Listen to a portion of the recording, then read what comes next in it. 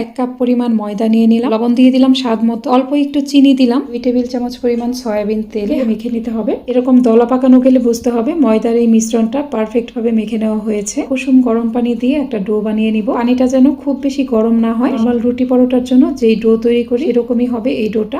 তেল মেখে এটা রেস্টে রাখবো প্রায় 20 মিনিটের মতো। 1 কাপের মতো পেঁয়াজ কুচি নিয়ে নিয়েছি, কাঁচামরিচ কুচি নিয়ে নিলাম, স্বাদ মতো লবণ দিব, 3টা ডিম দিয়ে দিলাম, 1 চা চামচের মতো চাট মশলা দিয়ে দিলাম। 20 মিনিট পর আমি ঢাকনা খুলে নিলাম। 8টি ভাগে ভাগ করে নিব। পরোটা বেলবো, সেখানে ভালোভাবে তেল ব্রাশ করে নিতে হবে। তেল ব্রাশ করে নিবেন। প্রত্যেকটা পরোটা বেলার আগে এখানে তেল ব্রাশ করে নিতে হবে। খুব পাতলা করে বেলতে হবে। অপর পাশ থেকে আমার আঙ্গুল পুরোপুরি দেখা যাচ্ছে। খুব বেশি পরিমাণেও দিবেন না, আবার খুব কম পরিমাণেও দিবেন না। আলতো হাতে পরোটার এক পাশ টেনে ভাঁজ করে নিলাম। অপর পাশটাও একইভাবে ভাঁজ করলাম। 2 থেকে এইভাবে ভাঁজ করে নিবেন আর ভালোভাবে সিল করে দিবেন। যে পাত্রে রাখবো সেখানে তেল ব্রাশ করে নিতে হবে।